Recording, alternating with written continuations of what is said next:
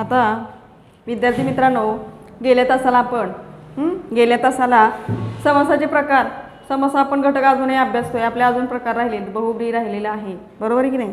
अव्ययभाव राहिलेले, 2 प्रकार राहिलेले आहेत. म्हणजे आपण द्वंद्व समास, तत्पुरुष समास आणि कुठला पाहिला या ठिकाणी द्वंद्व तत्पुरुष हे पाहिले. त्यांचे प्रकार, पोट प्रकार पाहिलेत. द्वंद्व म्हणजे कुठले कुठले पाहिले, इतरेतर, समाहार, द्वंद्व. नंतर तत्पुरुषमध्ये विभक्ती तत्पुरुष, उपपद, नय तत्पुरुष. तत्पुरुषामध्येच कर्मधारयमध्ये विशेषण विशेष संबंध, विशेषणाम सामान्यनाम संबंध आणि उपमेय उपमान उपमेय संबंध असे 3 पोट प्रकार पाहिले. त्याची उदाहरणं पाहिली, बरोबर आहे की नाही. म्हणजे या ठिकाणी आपण इथपर्यंतचा भाग कालच्या तासापर्यंत आपण पाहिलेला आहे. तर आता आज आपण सगळ्यांचं लक्ष आहे का बघा, पान नंबर 58 यायचं आहे. पुस्तकं असल्याशिवाय आपल्याला काही कळणार नाही. बरेच जण पुस्तकं आणत नाहीत. व्याकरणाचा भाग आहे आणि महत्त्वाचा भाग आहे. तुम्ही गेल्या वर्षी जरी अभ्यासलेला असला तरी आपल्याला आत्ता विचारलं तर आपल्याला सांगता येत नाही. म्हणून आपण पुस्तकात लक्ष द्यायचं आहे. बहुव्रीही समास, बहुव्रीही समास. आता बहुव्रीही समास म्हणजेच काय, कशाला म्हणायचं, तर यामध्ये बहुव्रीही समासामध्ये काय असतं, कशाला म्हणायचं बहुव्रीही, तर इथं या समासामध्ये पूर्वपद, उत्तरपद या ठिकाणी कुठलंही पद महत्त्वाचं किंवा कुठल्याही पदाची काय म्हणतो आपण त्याला, जसं आपण गेल्या तासाला पाहिलं कर्मधारयमध्ये पूर्वपद, विशेषण, उत्तरपद, काय विशेष अशा पद्धतीनं असतं. पण इथं तसं काही नाही आहे. कारण इथं कसं झालेलं आहे, बहुव्रीहीमध्ये अन्य पद प्रधान असतं, दोन्ही पदं प्रधान नसतात. कशामध्ये, बहुव्रीहीमध्ये. हे लक्षात घ्या. हा खूप वेगळ्या प्रकारचा समास आहे. बहुव्रीही समासामध्ये दोन्ही पदं महत्त्वाची नसून अन्य पद प्रधान असतं. महत्त्वाची म्हणजेच काय, तर हे जे आहे तर या ठिकाणी या समासामध्ये नेहमीच विशेषण दर्शवलेलं असतं. उदाहरणामध्ये विशेषण बघा. आता मूषक वाहन कशाचं आहे विशेषण, मूषक वाहन. मूषक म्हणजे उंदीर, वाहन उंदीर ज्याचं वाहन आहे असा तो कोण, गणपती, बरोबर आहे. त्याला संस्कृतमध्ये गणेश म्हणतात. म्हणजे गणेशाचं विशेषण काय आहे, मूषक वाहन, शूर्पकर्ण, गजानन, महाकाय ही विशेषणं कोणाची आहेत, गणपतीची. म्हणून हा समास जो आहे नेहमी विशेषणात, विशेषण जे उदाहरण आहेत, समस्त पद कशामध्ये येतं, विशेषणामध्ये. समासाचं या समासाचं पद जे आहे उदाहरण आहे नेहमी विशेषणामध्ये येतं. विशेषण दर्शवलेलं जातं आणि त्याच्यामुळे हे विशेषण कोणाचे ते आपल्याला शोधायचं आहे. आता इथं उदाहरणं दिली आहेत. मूषक वाहन, मूषक वाहन यस्य सह, मूषक वाहन काय येणार आहे उत्तर याचं, गणेश, बरोबर आहे की नाही. उंदीर ज्याचं वाहन आहे असा तो कोण, गणेश. या ठिकाणी दुसऱ्याच पदाला महत्त्व आहे. दुसरं उदाहरण बघा, शूर्पकर्ण, शूर्पो इव कर्णो, शूर्पो इव कर्णो यस्य सह, शूर्पकर्ण गणेश. नंतर भालचंद्र, भालचंद्र, भालचंद्र कोणाला म्हटलेलं आहे, नीलकंठ. कोणाला म्हटलेलं आहे, नीलकंठ कोण आहे. आता भालचंद्र तुम्हाला माहिती आहे, भालचंद्र कुणाला म्हटले, गणपतीलाच म्हटलेलं आहे. आता नीलकंठ, भालचंद्र कुणाला म्हटले, भालचंद्र चंद्रस्ते शोभते भाले, भालचंद्र नमोस्ते, कंठस्ते विद्यते नीलो, नीलकंठ नमस्तुते शंकराला. म्हणजे त्याच्या भाळावर चंद्राकृती आहे असा तो कोण, महादेव. आणि कंठस्ते विद्यते नीलो, नीलकंठ नमस्तुते, नीलकंठ म्हणजे या ठिकाणी नीलकंठ ज्याचा गळा निळा आहे असा तो कोण, महादेव. म्हणजे या ठिकाणी तुम्हाला एक लक्षात घ्या, ही उदाहरणं जी आहेत ती सगळी विशेषणं आहेत, बरोबर आहे की नाही. गजानन, गजानन. नंतर या ठिकाणी चक्रपाणी, चक्रम पाणी, पाणव यस्य सह चक्रपाणी. कोणाला म्हटले चक्रपाणी, विष्णू.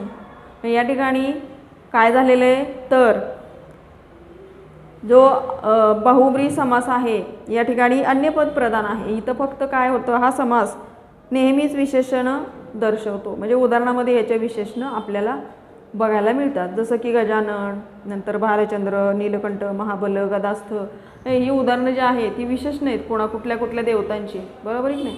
म्हणून हा जो आहे बहुब्री समास हा नेहमीच विशेषणामध्ये आपल्याला याची उदाहरणं विशेषणामध्ये आलेली दिसतात.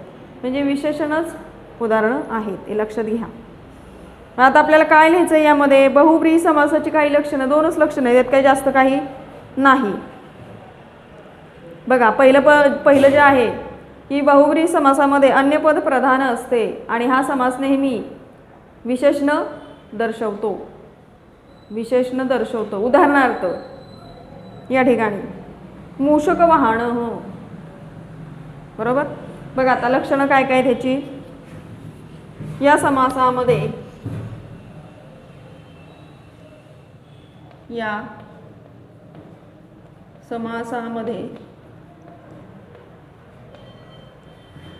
अन्य पद प्रधान,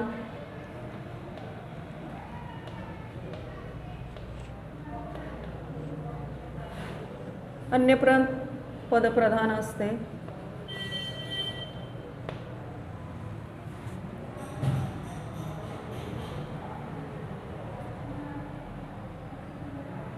या समासात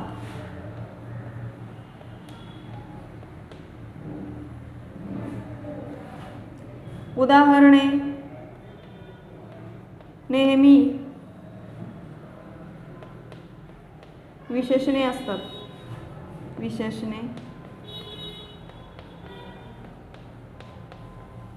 विशेषणे दर्शवली जातात.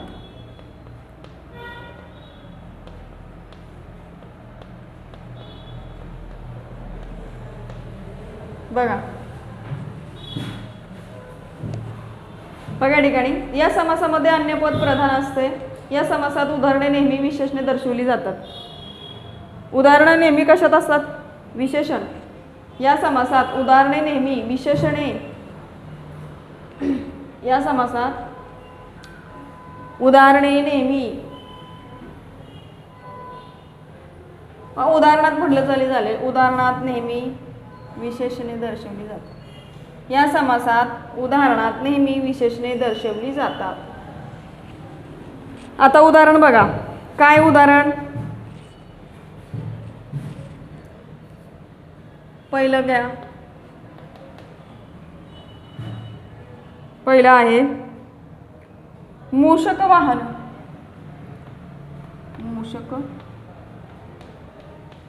आता हे उदाहरण आहे, हे विशेषण आहे. कुणाचं विशेषण आहे, गणपतीचं. म्हणजे या पदाला काय महत्त्व राहिलं का, नाही. म्हणून इथं काय म्हटलं, अन्य पदाला महत्त्व. ते बरोबरच आहे. बहुब्री समासामध्ये अन्य पदाला महत्त्व आहे आणि या उदाहरणामध्ये विशेषण दर्शवली जातात. या प्रकारात, फक्त या प्रकारात बहुब्रीमध्ये, बाकी कुठल्याही याच्यामध्ये नाही. बघा मूषक. आता या ठिकाणी विग्रह कसा होतोय बघा. मूषक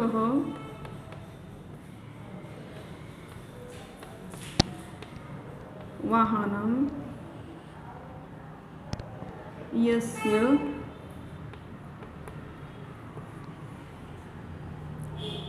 सह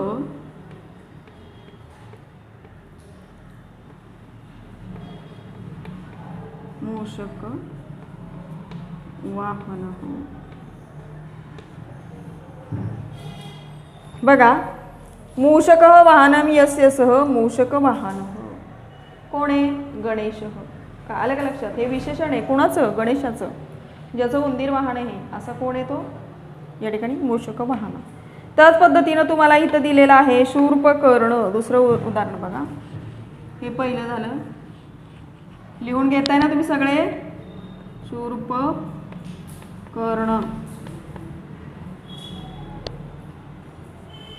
शूर्पकर्ण काय होणार आहे,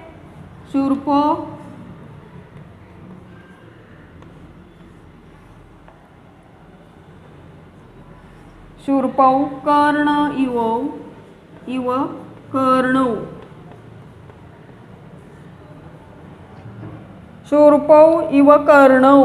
यस्य सह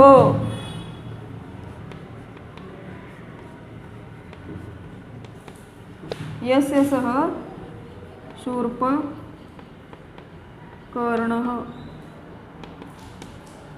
कळतंय का?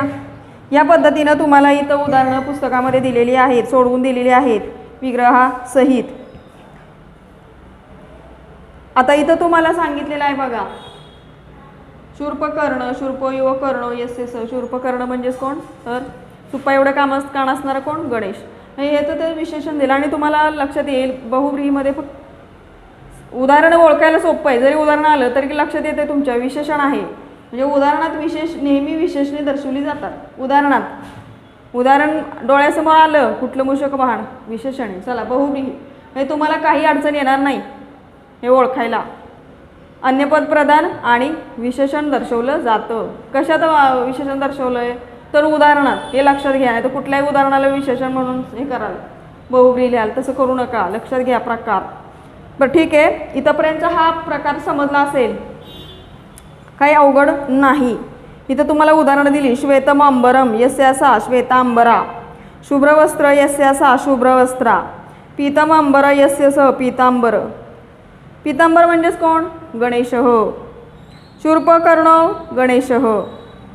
नंतर चक्रपाणी विष्णू, शंखहस्ते यस्य स शंखहस्त,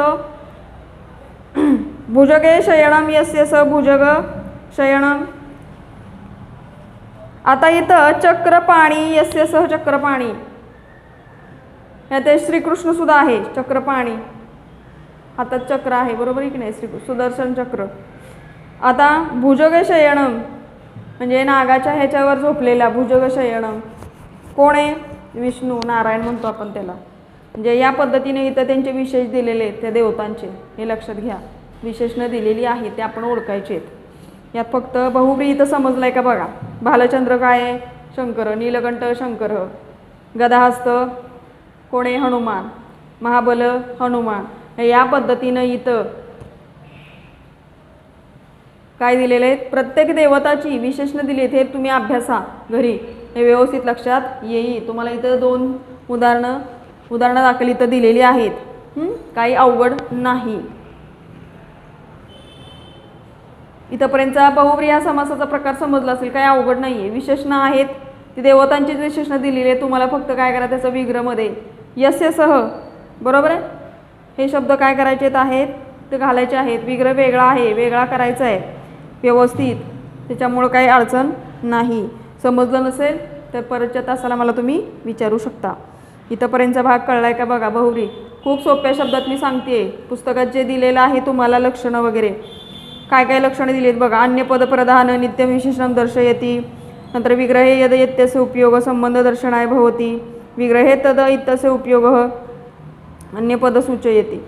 विग्रह करताना यद इति हे उपयोग करून संबंध दर्शवला जातो आणि परत विग्रहामध्ये तद ह्या शब्दाचा उपयोग करून अन्यपद दर्शवलं जातं. हे लक्षात घ्या. म्हणजे काही अवघड काही नाही. तर देवतांची तुम्हाला विशेषणं दिलेली उदाहरणामध्ये. हा एकमेव समासाचा प्रकार असा आहे यामध्ये देवतांची उदाहरणांमध्ये देवतांची काय दाखवली असतात ते विशेषण. म्हणजे हा पूर्णपणे समास विशेषणांवर आधारलेला आहे. कळलं? इथं तुम्हाला एक ॲड करता येईल. हा समास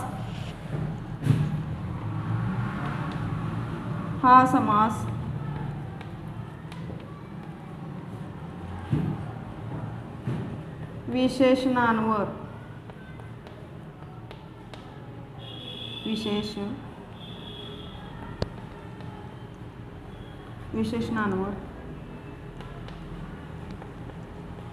आधारित आहे.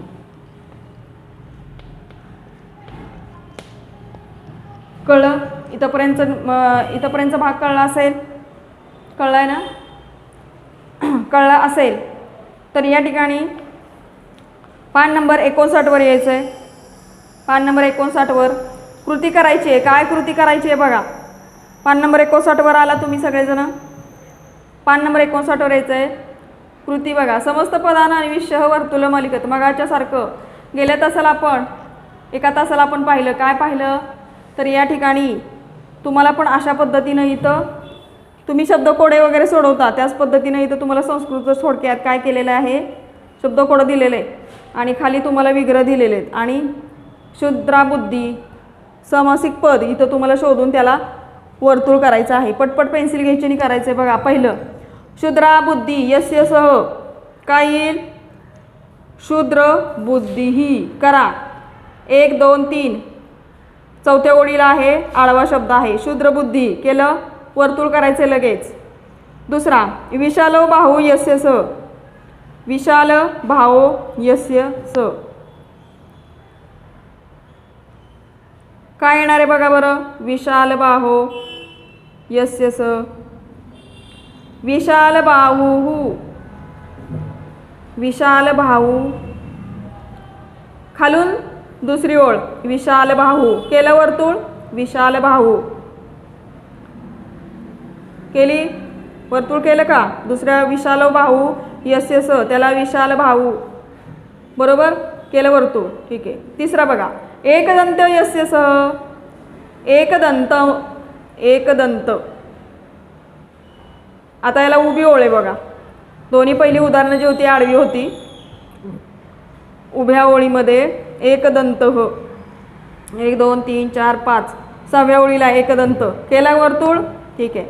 पुढचा चौथा लब्धा शिक्षा येन सह, लब्धा शिक्षा येन सह, लब्ध शिक्ष 1 2 3 4 चौथ्या ओळीत आडव्या लाईनमध्ये 1 2 3 4 लब्ध शिक्ष आडवी ओळे चौथी लाईन वरून चौथी लाईन मिळालं, करा वर्तुळ. पाचवं ईश्वरे निष्ठा यस्य सह, ईश्वरे निष्ठा यस्य सह उभी लाईनमध्ये कितवी लाईन आहे सांगते मी, 1 2 3 4 5 6 7 7वी लाईन आहे ईश्वर निष्ठ करा वर्तुळ केलं, ठीक आहे. 6वं उदाहरण भाले चंद्र यस्य सह, भाले चंद्र यस्य सह, भालचंद्र पहिलीच ओळ बघा आडवी लाईन पहिलीच भालचंद्र 7वी पद्मम हस्ते यस्यास, पद्मम हस्ते यस्यास, पद्मम कुठं आलाय प हा शब्द बघा शोधून काढा बरं. पद्महस्ताम, पद्महस्त हस्ते यस्यास, पद्महस्ता. शेवटची लाईन आहे आडवी पद्महस्ता केली, त्याला वर्तुळ करा पद्महस्ता. 8वा गजस्य आननम एव आननम यस्य सह, गजस्य आननम एव आननम यस्य सह. गजानन कुठं आले बघा, गजानन सापडलं. खालून तिसरी ओळ गजानन केलं वर्तुळ, खालून आडवी आडवी आडवी लाईन बघायची आपल्याला, उभी नाही. खालून तिसरी 1 2 3 गजानन.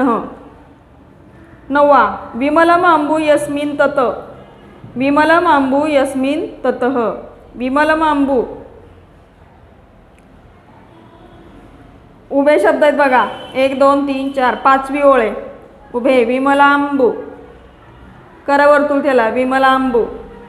चला महान उदय यस्य सह, महान उदय यस्य सह,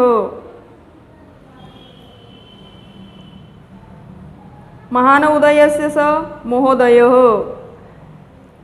महोदय. शेवटची आडवी लाईन पद्महस्ताच्या शेजारी महोदय केलं वर्तुळ. आलं लक्षात. क्षुद्रबुद्धीचं काय आहे, वरून तिसरी ओळ आडवी लाईन क्षुद्रबुद्धी. विशाल बाहू यस्य सह ह्याची या ठिकाणी कुठली ओळ आहे, विशाल बाहूची सांगा बरं मला. खालून दुसरी ओळ आडव्या लाईनमध्ये विशाल बाहू. एकदंत यस्य सह एकदंत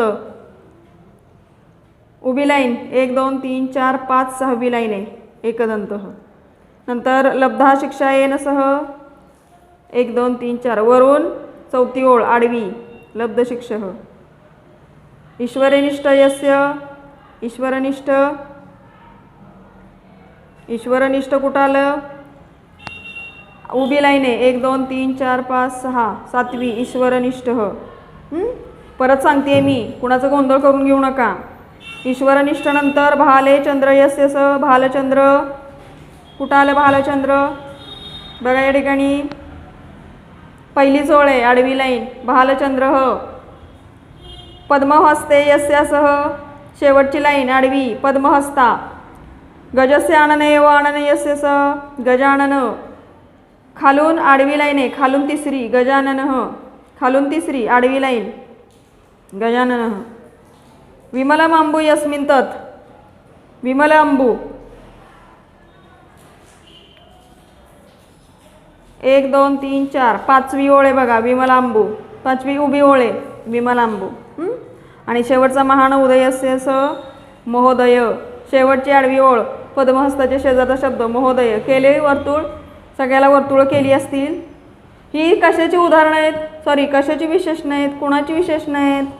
तर या ठिकाणी सगळे देवता आहेत, बरोबर आहे की नाही? देवता आहेत, बरोबर आहे की नाही? महोदय याच्याबद्दलचं आहे, महान उदय यस्य स, महोदय. म्हणजे या पद्धतीनं इथं सगळ्यांची तुम्हाला देवतांची नावं दिलेली आहेत. भालचंद्र, नंतर ईश्वरनिष्ठ, ही विशेषणं आहेत देवांबद्दलची सगळी. हां, आणि इथं खाली दिलेले त्यांचे क्षुद्राबुद्धी यस्य स, एकदंत यस्य स.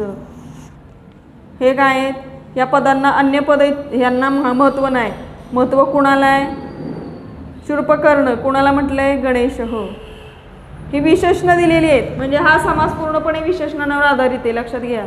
देवतांची विशेषणं या उदाहरणामध्ये, या समासामध्ये नेहमी असतात, हे लक्षात घ्यायचं. एखादा असेल एखाद्या प्राण्याबद्दल वगैरे, म्हणजे विशेषणांमध्येच हा पूर्णपणे अवलंबून आहे हा समास, बहुव्रीही. ठीक आहे, इथंपर्यंत कळलंय. आता सगळ्यांनी वर्तुळं केली आहेत. खालचा जो प्रकार आहे अव्ययीभाव समास. आता अव्ययीभाव समास ओळखायला फार सोपा आहे. कसा ओळखायचा? एकदम सोपा आहे. तर यामध्ये पहिलं पद जे आहे ते अव्यय असतं. नेहमी लक्षात ठेवा, पहिलं पद काय असतं? अव्यय असतं. कसं ओळखायचं? तर पहिलं पद अव्यय असतं, नंतर अव्ययाच्या अर्थानुसारच त्याचा विग्रह केला जातो. अव्ययाच्या अर्थानुसार. तुम्ही नुसतं एवढं जरी म्हटलं की लक्षात ठेवलं की पहिलं पद यातलं अव्यय असतं, मग त्याच्यावरून तुम्हाला इथं काही लक्षणं त्यांनी संस्कृतमध्ये दिलीत. पान नंबर 59 वर तुम्ही आलायच बघा. प्रथम पद तथा संपूर्ण समस्त पदम अव्यय भवती. पहिलं पद त्याचप्रमाणे संपूर्ण समस्त पद म्हणजे दिलेलं समस्त पद जे आहे ते अव्ययच असतं, म्हणून अव्ययभाव समास होतो. कळतं का? म्हणजे यातलं पहिलं पद जे आहे अव्यय आहे. विग्रह तू अव्ययसे अर्थानुसारम. विग्रह हा अव्ययाच्या अर्थानुसार होतो. नित्य नपुसकलिंगम एकवचनम वर्तते. नेहमी नपुसकलिंगामध्ये आणि एकवचनामध्ये याचा समास होतो. नित्यम वाक्य क्रियाविशेषण रूपेने प्रयुज्यते. नेहमी याची वाक्य क्रियाविशेषण रूपामध्ये प्रयोजली जातात. वाक्य दिलेली की ना आता खाली, ती क्रियाविशेषण रूपामध्ये प्रयोजलेली आहेत. बघा उदाहरण. श्याम दिने दिने पाठशालां गच्छति. दिने दिने हा विग्रह आहे. श्याम प्रतिदिनम पाठशाला गच्छति. प्रतिदिनम, प्रति हा काय झालं? अव्यय. पहिलं पद प्रति आहे म्हणजे हे झालं अव्यय, म्हणून पहिलं पद काय झालं? अव्यय, म्हणून इथं काय झाला? अव्ययभाव समास. लक्षात ठेवा. प्रतिदिनम, दिने दिने विग्रह येणार. श्याम प्रतिदिनम पाठशालां गच्छति. दुसरं वाक्य. भारतस्य गृहे गृहे संस्कृतं भवतु. गृहे गृहे, भारतस्य प्रतिगृहम. प्रतिगृहम काय झालाय? अव्ययभाव समास. पहिलं पद कुठलं आहे? अव्यय. माता अहनी अहनी देवपूजां करोति. माता प्रत्यहम देवपूजां करोति. अहनी अहनी. अहनी अहनी म्हणजेच काय? आई रोज काय करते? रोज रोज काय करते? या ठिकाणी अहनी अहनी पूजा करते. माता प्रत्यहम देवपूजां करोति. प्रत्यहम, प्रति म्हणजे या ठिकाणी काय झालेलं आहे? तर इथं सुद्धा अव्यय, पहिलं पद आहे अव्यय. आता इथं बघा चौथं. भास्कर इच्छाम अनुसृत्य भोजनम करोति. भास्कर यथेच्छम अनुसृत्य इच्छाम अनुसृत्यम भोजनम करोति. अनुसृत्य भोजनम इच्छाम. यथेच्छ म्हणजे अगदी मनसोक्त. यथेच्छ म्हणजे कोणी जेवण केलं? भास्करनं. मग या ठिकाणी बघा भास्कर यथेच्छम भोजनम करोति. यथेच्छ, यथा म्हणजे हे काय झालं? या ठिकाणी पहिलं पद काय झालं? अव्यय. रघु शक्तिम अनुसृत्य दानम करोति. रघु यथाशक्ती. यथाशक्ती दानम करोती. यथाशक्ती, यथा म्हणजेच या ठिकाणी पहिलं पद काय अव्यय आहे. छात्राः क्रममनुसृत्य वर्गं प्रविशन्ति. छात्राः यथाक्रमं वर्गं प्रविशन्ति. यथाक्रमम, यथा हे काय झालं अव्यय. म्हणजे इथं तुम्हाला प्रति, यथा हे जे काय म्हणतो आपण त्याला, ही जी अव्यय आहेत ती अव्ययभाव समासामध्ये येतात, लक्षात घ्या. इथं तुम्हाला खाली जे आहेत आता बघा, सकोपम सवेगम सानंदम इत्यपि अव्ययभाव समासस्य एव उदाहरणानि. बघा आता पहिलं, माता बालकम स्नेहेन सह भोजयती. माता बालकम स्नेहेन सह भोजयती. आईनं मुलाला तिच्याबरोबर प्रेमानं काय केलेले जेवण भोजन केलेलं आहे. माता बालकम सस्नेहम भोजयती. सस्नेहम म्हणजे खूप प्रेमानं, सस्नेहम. आता इथं सस्नेह म्हणजे हे काय झालेलं आहे या ठिकाणी, सस्नेहम सवेगम. स हे काय झालं, काय म्हणतो आपण त्याला अव्यय, बरोबर आहे की नाही. अव्यय आल्यामुळं इथं काय झालं, हा अव्ययभाव समास झालेला आहे. दुसरं, भक्त श्रद्धयासह देवम पूजयती. भक्त सश्रद्धम देवम पूजयती. सश्रद्धम श्रद्धेसहित. इथं स हे काय झालेलं आहे या ठिकाणी, तर अव्यय आलेला आहे, म्हणून हा अव्ययभाव समास. वर्षाकाले मयूरा आनंदेन सह नृत्यंती. वर्षाकाले मयूरा सानंदम नृत्यंती. सानंदम काय झालेलं या ठिकाणी, स आनंदम म्हणजे पहिलं पद काय आहे इथं अव्यय आहे. छात्राः उत्साहेन सह संस्कृतं पठन्ति. छात्रा सह उत्साहेन, सह उत्साहम संस्कृतं पठति. पहिलं पद नेहमी लक्षात घ्या. सकोपम, सवेगे, सानंदम, प्रतीक, यथा, बरोबर की नाही. यथे, यथा या पद्धतीची जी आहेत, जे शब्द आहेत तीच काय आहेत अव्यय आहेत, लक्षात घ्या. जसं मराठीमध्ये पण व किंतु, पण व परंतु किंवा आणि ही जी अव्यय आहेत वाक्य जोडण्यासाठी किंवा शब्द जोडण्यासाठी, तसं इथं सुद्धा हे शब्दाला लागून काय केलेलं आहे अव्यय आलेले आहेत आणि हे पूर्वपदाला लागून आलेले आहेत. पूर्वपद बरोबर नाही, काय असतं पूर्वपद म्हणजे पहिलं पद अव्यय ह्या समासाच्या उदाहरणांमध्ये. तर या पद्धतीने इथं तुम्हाला इथं काय केलेलं आहे, या अव्ययभाव समासाची उदाहरणं तुम्हाला इथं दिलेली आहेत. आता इथं बघा अव्ययभाव समास. आता अव्ययभाव समासामध्ये तुम्हाला जसं सांगितलेलं आहे सकोपम, सवेगम, सानंद ही सुद्धा काय आहेत तर अव्ययभाव समासामध्ये याची सुद्धा उदाहरणं असतात. सानंदम, सवेगम, सकोपम म्हणजे या पद्धतीची उदाहरणं तुम्हाला इथं दिलेली आहेत. वरती सुद्धा प्रतिदिनम, प्रतिगृहम, नंतर यथाशक्ती, यथाक्रमम, यथेच्छम ही जे आहेत हे सगळे काय अव्ययभाव म्हणजे पहिलं पद याचं पहिलं काय आहे तर अव्यय असतं, नेहमी अव्यय असतं, म्हणून याला अव्ययभाव समास असं म्हणतात. ठीक आहे, इथंपर्यंतचा भाग कळाला असेल तुम्हाला, बरोबर की नाही. अव्ययभाव समासाची या ठिकाणी लक्षणं काय आहेत ती मी आता तुम्हाला इथं लिहून देते. तुम्ही इथं काय करायचं आहे ती लक्षणं लिहायची आहे. बघा हा झाला बहुव्रीही. बहुव्रीही इथं संपलेला आहे, तुमच्या माहितीसाठी सांगते.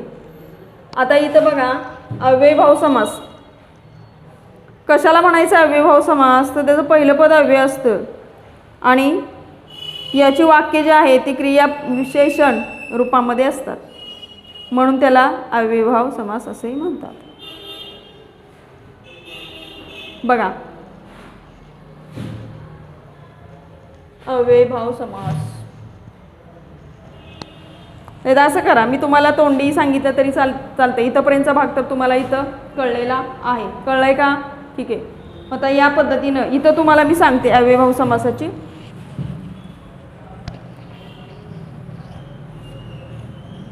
अव्ययभाव समास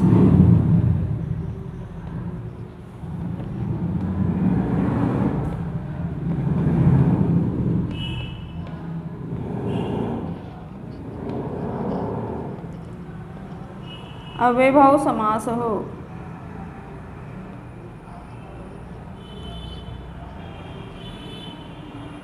अव्ययभाव समास म्हणजेच काय?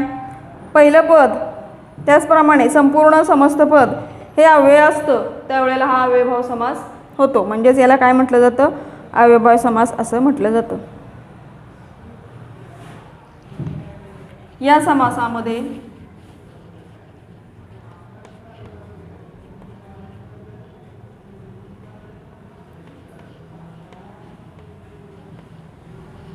या समासामध्ये पहिले पद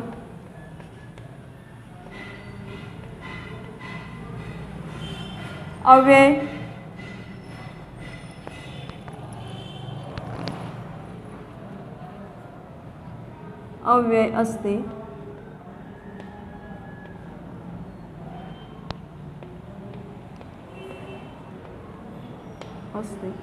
म्हणून याला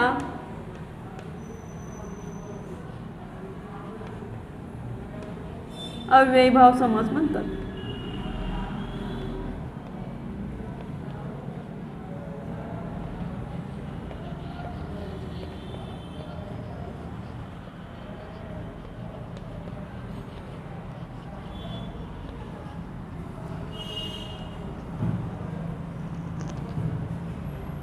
याचा विग्रह अव्ययाच्या अर्थानुसार होतो. लक्षात घ्या, याचा विग्रह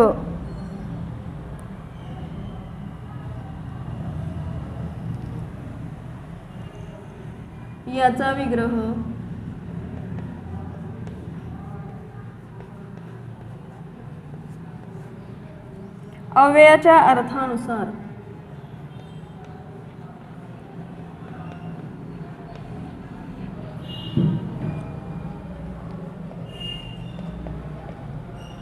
अर्थानुसार होतो.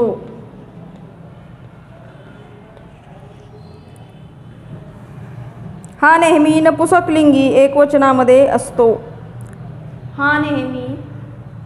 नपुसकलिंग आणि एकवचनी असतो. बरोबर आहे की नाही? आणि नित्यवाक्य ह्यांची नेहमीची वाक्य जे आहे ती क्रियाविशेषण रूपामध्ये दर्शवली जातात. इथंपर्यंत भाग कळलाय का? या समासामध्ये पहिले पद अव्यय असते म्हणून याला अव्ययभाव समास म्हणतात. याचा विग्रह अव्ययाच्या अर्थानुसार होतो. तसेच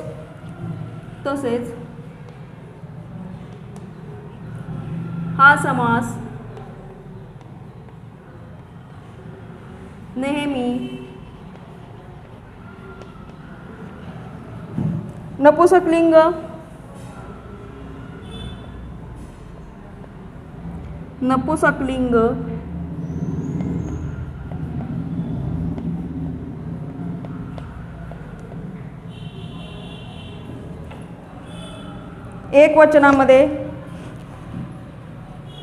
एकवचनामध्ये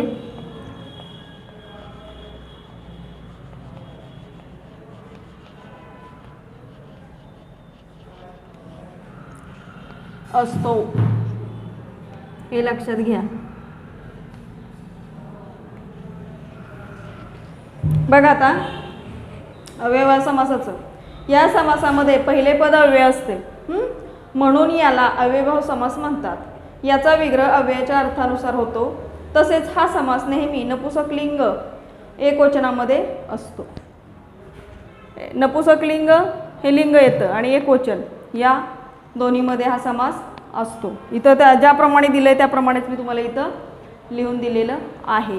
आता याची उदाहरणं बघा. प्रतिदिनम विग्रह काय होणार आहे? दिने दिने. प्रतिगृहम गृहे गृहे. म्हणजे प्रति हा काय झाला? अव्यय झाला. प्रतिला तुम्ही काय जोडलेले? गृह जोडले, दिनम जोडले. प्रतिदिनम प्रतिगृह. नंतर सस्नेहम स हे काय झालं? अव्यय. सस्नेह. नंतर सश्रद्धम म्हणजे काय? स हे काय झालं? अव्यय म्हणजे श्रद्धेसहित, प्रेमासहित. सानंदम आनंदाने सहित. स हे काय झालं? अव्यय. उत्साहम म्हणजे उत्साहासहित. हे या पद्धतीनंच काय आहे? हे जे शब्द येत आहेत सकोपम, सवेगम, सानंदम हे सुद्धा अव्ययभाव समासाची काय उदाहरणं आहेत. जसं आपण यथाशक्ती, यथाक्रमम, यथेच्छम, प्रतिदिनम, प्रतिगृहम, प्रत्यम ही जी उदाहरणं बघितली ती सुद्धा या उदाहरणांबरोबरच अव्ययभाव समासामध्ये येतात, हे लक्षात घ्या. पान नंबर 59 ही तुम्हाला इथं उदाहरणं दिलेली आहेत. आता ही उदाहरणं तुमच्या वहीमध्ये तुम्ही उद्या येताना काय करायची आहेत, लिहून आणायची आहेत. परत एकदा आपण हे थोडंसं उजळणी वजा सगळेच प्रकार जे आहेत ते आपण उद्याच्या तासाला घेऊया. लक्षात आलं आहे का तुमचा अभ्यास काय करायचा आहे ते? आत्तापर्यंत तुम्हाला मी जेवढं आत्ता शिकवलं आत्ताच्या तासाला काय शिकवलं आहे?